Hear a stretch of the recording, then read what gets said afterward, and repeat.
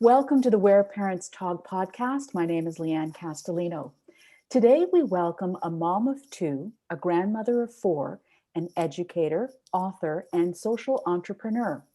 Mary Gordon is the founder of Roots of Empathy, which began in Canada in 1996. It provides empathy-focused instruction to children from 3 years old to grade 8, as well as their parents. It has grown to be offered in more than a dozen countries, impacting more than 1 million children. Mary Gordon, it's so great to have you. Thank you, Leanne. Nice to be speaking with you again. As a starting point, let me ask you, why should teaching empathy be on a parent's radar? I think the thing is because parents are the number one um, fostering people for the quality of empathy, and empathy is the ultimate human trait in my books. And if we want our children to be anything, we need them to be empathic. It will ensure their mental health, it will support them in everything. And the fact that my thesis is that empathy develops through the loving relationship between parent and child definitely has to be on the parents' hit list. Let me ask you, why is empathy important to you? How would you explain it to somebody? Well, empathy is the quality that allows us to connect with other people. And let me break it down for you. When I say empathy, I'm not just speaking about cognitive empathy, which is perspective taking.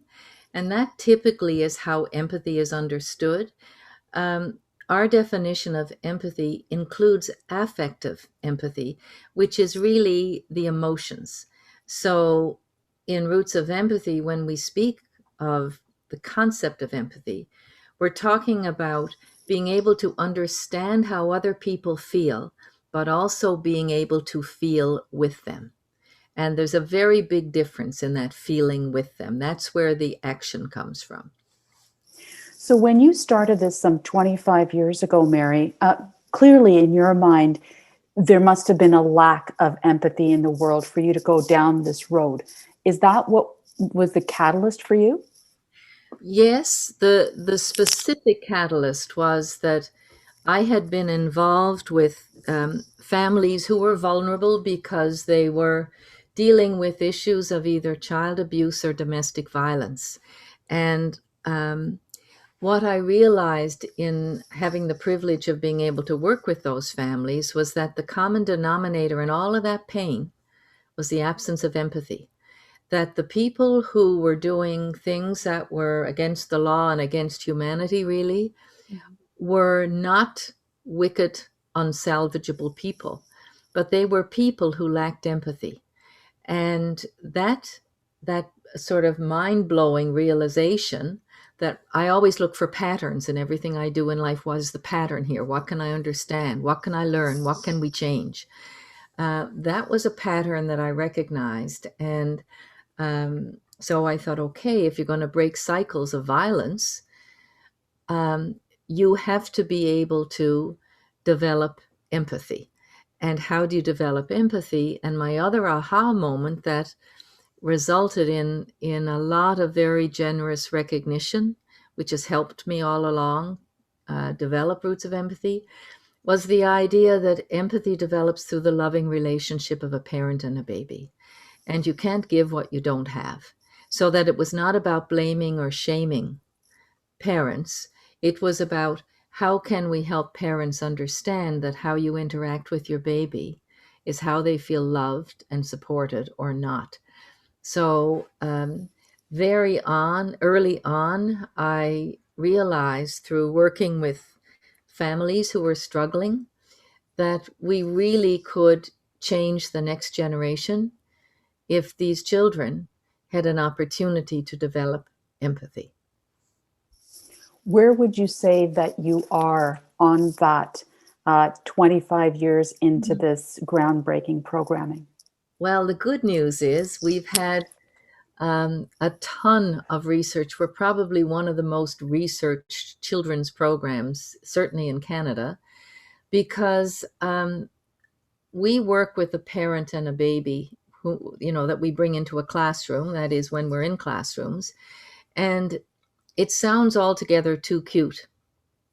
So I felt that what I am proposing is that you can foster empathy by coaching children to observe a little baby's behavior and read the baby's emotional cues and try and see what happens between the parent and the baby, how the parent loves the baby, encourages the baby, redirects the baby. That if all of that looks too adorable, I wanted to have scientific evidence that we were making a difference, because it's one thing to claim you're doing something.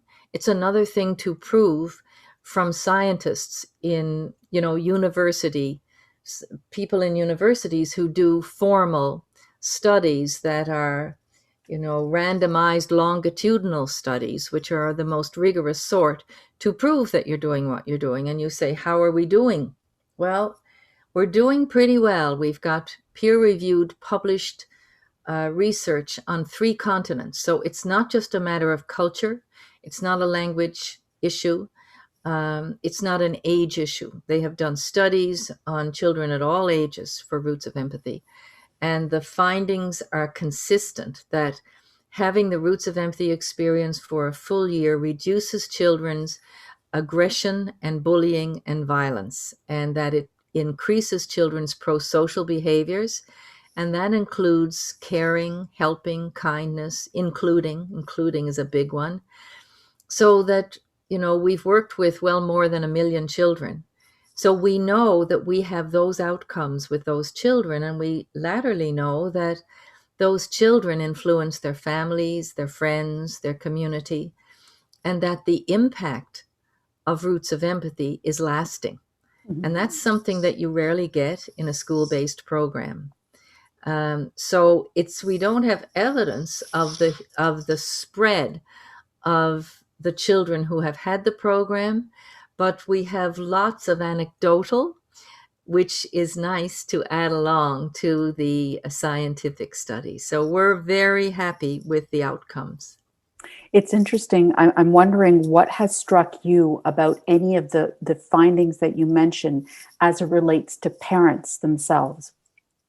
Well, the whole program really is centered around the positive power of the attachment relationship. And the parents who volunteer as a volunteer family in Roots of Empathy, and they visit with one classroom of children over the school year, and they're supported by the Roots of Empathy instructor, who's not actually the classroom teacher, but a separate instructor who's trained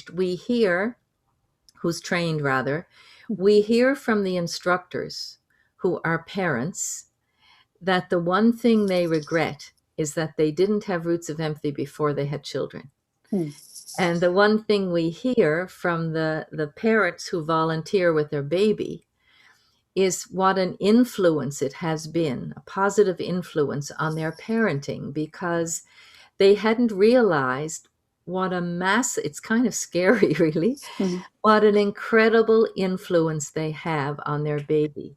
We do tell parents that, each baby comes from a different basket and you don't get the basket you ordered, and that babies' temperament traits are inherited, that they're not something you train or coach.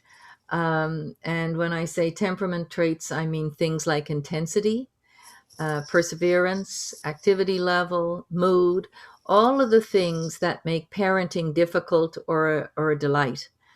So it's a very reassuring thing for parents to be involved with the parenting courses we offer, which teach the concepts of temperament traits and how to parent through the lens of temperament traits, and also the parents who volunteer with their baby.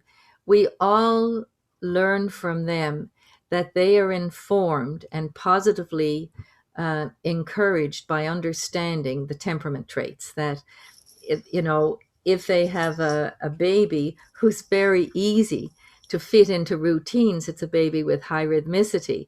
And immediately you feel like a wonderful parent because everything works according to your plan. I've had that experience, so I know what you're talking about. Yes. Well, you were saying 3 children. So did you have any children who had low rhythmicity who you could not convince to go to bed? Yes, I've had that as well. So I see both sides of that, definitely. So, it's a beautiful thing for Roots of Empathy to be in a position where we can say to parents, you know, stop judging and blaming yourself.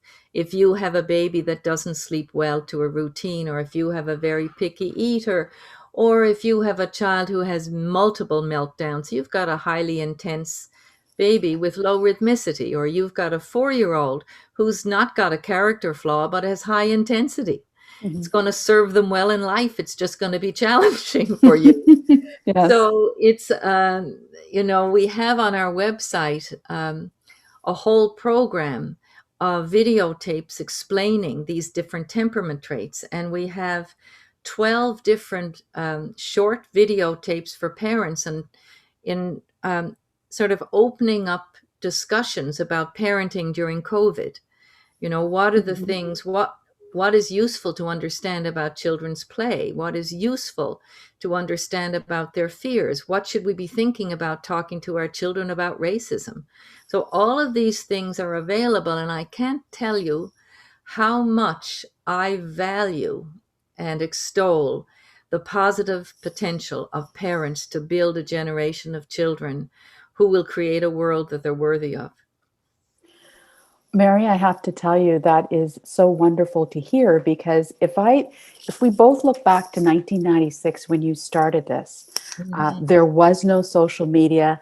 The internet was still new-ish. Emails, all of that stuff was still new to the average person. Cyberbullying didn't exist. Bullying, as we know it now, was not as much on our consciousness as it is now. Lots was different at that time. Now you've got all of those factors entering the equation. How does that impact your work? Does it dishearten you or embolden you in what you're trying to communicate and teach people? Well, I really like your choice of words, embolden me. I would say of the buffet you offered, Mhm. that's my choice of word, because in terms of advocating for messaging to the world about what will be supportive of children and what actions that we take with our policies and our behaviors will, or our parenting, will help children have optimal development and happiness. It is a different world, absolutely, from 96. And the bullying that, was of concern then is still of concern. It's just taken a more destructive bent because the internet is available and social media. So that children can be tortured at school, they can be tortured in the neighborhood, and now they can be tortured in their bedroom. So we've seen an increase in suicide, and we call these things out. Um, it's easier for a parent if someone else is doing the talking about it. But the the the idea of growing up as a child, what are your challenges? They are different challenges. And I have to say that the essence of being a child has not changed. Children may speak in a more sophisticated way. They may have their own websites at 12. They may be doing all kinds of things that appear to be very sophisticated. So their cognitive sophistication and their linguistic sophistication, I completely agree with. Their emotional sophistication has not budged one iota. There is nothing to indicate in any research studies that children are gaining emotional maturity any faster. So they are just dealing with a bigger menu of things to stress them out. They need friendships, they need protection, they need to be able to be reassured that who they are is exactly who they should be. They need all of the reassurances that they needed in 96 and in 1900, for that matter. The essence of our humanity has not changed. And yes, children are physically growing up earlier. So children will experience adolescence on average 6 months earlier than they did as recently as 10 years ago. So those things are changing, but children's emotional maturity, their experience in the world, and their ability to process what's going on emotionally has not changed. So I see there's a much bigger cause for child advocacy here, that we absolutely need to respect and make space for children's voice. They all have voice, they just don't often get a chance to use it Mhm. in a constructive way. And our issue in Roots of Empathy is to make sure that children are becoming emotionally literate, because they certainly are becoming literate with technology and all of the other advances in science, and particularly with technology. Mhm. But I feel we do them a disservice if we don't try and give them the first language of life, which is their emotions. The universal language is our emotions. And so I just believe that we as a society are tone deaf to our emotions. We're emotionally illiterate. We're probably the most literate society that has ever lived. But what is our progress with emotional literacy? And I think that the children that we work with in Roots of Empathy, they are amazingly emotionally literate. They often help their families. We hear amazing stories of how they have been helpful at home in untold ways. They may not be helpful in tidying their room. Mhm. They may not volunteer to do dishes, but they see things because of their experience with Roots of Empathy that allow them to say things like, "Dad, are you worried?" "Well, Mhm. why would you think I'm worried, Johnny?" And then the child will be able to read their emotional cues and tell them why. So we see amazing things. We had one just remarkable story of the little boy whose dad had had a stroke prematurely. And, understandably, the dad was raging that he couldn't speak properly, he couldn't move properly, and he would have anger fits. And the boy, his son, who was in a grade 7-8 class at the time, said to him, "Dad, I think I know how you're feeling. If I tell you, can you let me know?" And he would tell his dad, "You feel frustrated because you can't do this and you used to be able to. You don't feel like a man anymore. You don't feel like this." His dad cried, and he was able to hug his dad because, our gender expectations in society are very rigid and stiff and punishing for men. Women do better. Mhm. But here you have children who've become so emotionally literate and so empathic that they are helping in the home in an extraordinary way. It is such a powerful story that you share, Mary. And I mean, I just, I think about how different the world could be if more and more people had access to learning about, as you say, their emotional literacy and learning to deal with their feelings. Let me ask you, in 2021, as we sit here, where would you say that empathy resides overall in our social consciousness? Well, if you look to start at our consciousness in the media, the use of the term empathy is probably second to the use of the word resilience. Ford magazine said that resilience was the number one word used in the share, but they also referenced empathy. And I keep hearing about it because people thought I discovered the term. It's that long ago that we've been talking about it. And when I started talking about empathy, people would giggle up their sleeves, particularly Americans, that poor woman. Um, but now empathy is not just considered a soft skill. I was just involved with an article about um, the role of empathy in leadership in the corporate world. Mhm. Well, there's a whole huge area of research there on that. So when you ask me what is the sort of status of empathy in 2021, I think people are very aware of it. I think a lot of times people give lip service to it because Mhm. it's trending.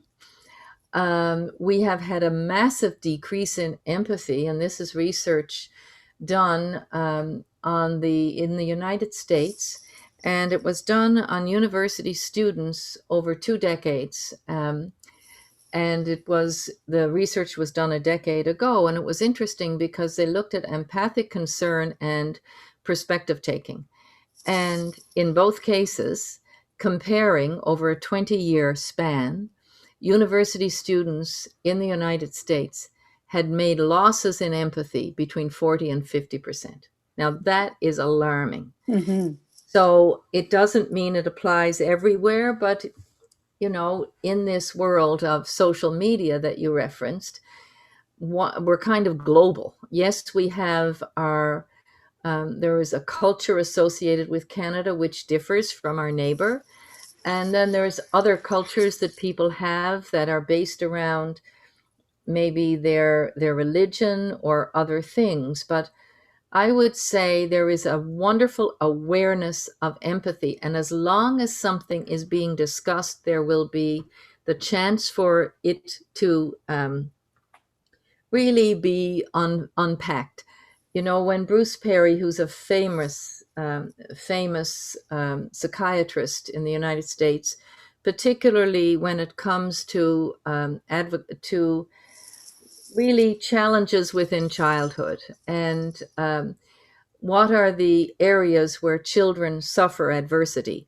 He was the one who was called into the Jonestown slaughter. He was the one who was, always pulled into the disasters. He was writing a book. He's one of our international advisors, and he was writing a book on empathy. And at that time, it was now 10 years ago, he said he couldn't put empathy in the title. So he called it Born for Love, and the subtitle, Why Empathy is Important and is Endangered. Hmm. So I think we have made progress. That's the good news, in that people may just think it's about perspective taking, and that's okay. But I think younger people, teenagers, university students, are now more aware because it comes up in their studies. And I just wrote a new theme for our online program for Roots of Empathy during the pandemic. Hmm. And one of the themes is courage. And students in the discussion of this, and our instructors in the discussion of this, said that having empathy would give you more courage because you would understand how being courageous could help somebody else, not just yourself. That having courage is not just about conquering your own fears, which is how it was generally understood, but it's about being able to challenge an injustice, which puts you in a precarious position, whether it's the injustice of someone being excluded and you call it out and you run the risk of losing your friends because you've called it out, Hmm. or having empathy, as some of the kids would say, allows you to understand how other people feel and to stick up for them. So I think empathy is certainly trending as one of the words for this year. And my hope is that it will be followed with actions, empathic actions. This world, if you look at the climate, if you look at all of the challenges we have, they require empathy in the solution. Well, and I think it's so interesting when you frame it that way, to look at what kind of impact the pandemic is having and Mm. will continue to have on empathy. And, I think it has brought the whole idea of the common good Mhm. and put it under a spotlight like we've never experienced in quite some time. So the idea here is, are we in this together? I think we've seen this wording in a lot of different places, politicians, et cetera. We're all in this together. But at the same time, there are so many people who look at this as, it's infringing on my personal individual freedom. So where is it going to lead us when we get out of here from the point of view of what you're doing and you've dedicated your life to? Is really quite interesting. Well, I really appreciate that you tagged on the idea of the people who challenge the policies about mask wearing and everything. There is a perfect example of the complete absence and denial of empathy, Mhm. that your rights and your comfort come before the rights and the health of the other. that your civil rights, your individual rights, eclipse the common good. And I think I'm very encouraged about how people have responded around the world. There has been increased empathy because people are beginning to understand. And here's the benefit of our media, and including social media. People have been able to understand the experience of the other. And because most of us have been impacted in some way personally about this pandemic, we have the ability to feel with the other. And you don't get altruism, and I just mean by altruism, giving without any sense of getting, that you don't get the altruism and kindness that we are seeing without empathy. It just doesn't happen without empathy. So empathy is the motor for our highest human enterprises of seeing one another and helping one another and feeling a sense of responsibility. It's the Martin Buber, I and thou. And it's, if you looked at it from, I guess, a political perspective, it's about an egalitarian society where we realize we're all equally vulnerable. And that's what you're referring to, that we are all impacted by this. It's a complete leveler. There's Mhm. no such thing of buying your way out of this, or it's everybody. We're in this together, as you said. And I think when we look at this, when we've had a chance to get a bit away from it, there will definitely be learnings from this that I hope we don't forget. On that note, when we talk about parents and their role in teaching empathy as their child's first educators, what advice could you offer to parents on how to teach their children empathy? And also, is it ever too late to teach a child empathy?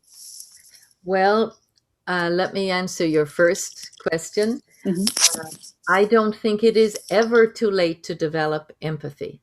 And I just want to nudge a little bit the word teach.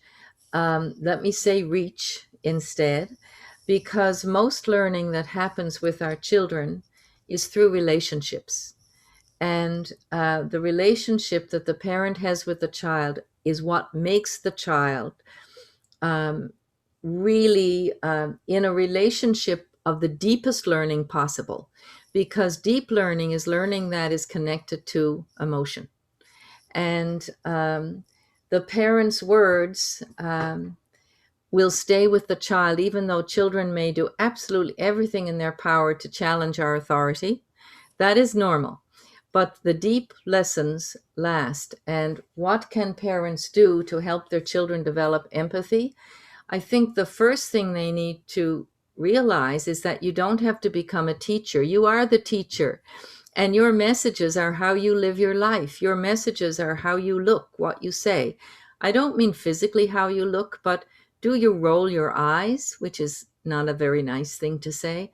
Do you criticize others? Or are you speaking kindly? How do you let your child understand how you see the world? Because that is how they will see the world. So the very good message for parents is your best lessons are love. That because you would give up your life for your child, that's an exclusive role you have and makes you a powerful lifelong teacher. So when you show your child empathy, when you listen to them, when you take the time to say, I'm listening, and not to be doing something else, but to give them your undivided attention, deep listening, the child feels respected. So the child will learn to listen to others. When you speak kindly, everybody is going to lose your temper. I'm not suggesting that anybody has to be perfect, but I am saying that if we ask for forgiveness after we've lost our cool and explain we've lost our cool, apologies, what a massive lesson for the child that you too can make mistakes, but we own up for them. That when parents are showing empathy to anybody, whether it's a member of the family or it's a stranger, whomever, the children see you. Just like they see us when we tell them now, only cross at the crosswalk. We're just going without the crosswalk because mom's in a big hurry. That is not helpful. because they'll learn if they're in a Mhm. big hurry. Mhm. They can go aside from the crosswalk. But the reason I use the parent and the baby as the world's most powerful model of empathy is because babies are loved into who they are. Yes, they come predisposed with individual temperament traits, but it is through the millions of interactions, the cooing, the hugging, the patting, the loving glances, the singing, all of the things that parents do without any instruction. You construct loving relationships, you don't teach them. So that parents, when they're watching a television show, if they say to the child, wow, how do you think he felt when she did so and so? You are giving the child an opportunity to think about how the other person felt. So I mentioned earlier on, you can have cognitive empathy or affective empathy, which is emotional literacy. Well, parents can absolutely help their children develop a language for their emotions by saying to them, oh, I felt so embarrassed when I made a mistake in a presentation I was giving at work. When you make yourself vulnerable and use the language that talks not just about positive emotions, but difficult emotions, you're giving the child permission to say how they felt embarrassed when they showed up on the Zoom teaching and they hadn't done the homework. That it allows your child to um, feel that they are able to still be themselves and to understand how other people feel embarrassed or frightened or ashamed, even. We work with shame in this culture, unfortunately. So the parent has amazing everyday opportunities. You don't have to create them to be aware that what you say and what you do help your child become empathic or not. And even just watching a video together allows you to have meaningful discussions. If you don't want to interrupt the video, you can talk afterwards about how someone felt, to take the perspective and then to use the language of your emotions. Parents are brilliant at this, they don't give themselves credit. It doesn't mean that your children are going to be angels, but it does build and accumulate and give them this language so that they can understand themselves and they can tell you when they're upset and they can recognize when someone else is upset, and they can have empathy action. They can do something. Our children will fight because they're competing for your attention, but they also will help one another. And it's seeing those opportunities and catching them and remarking on them that really help children understand what it means to be empathic. So many important messages in what you've shared with us, Mary Gordon, founder of Roots of Empathy. Thank you so much for your time.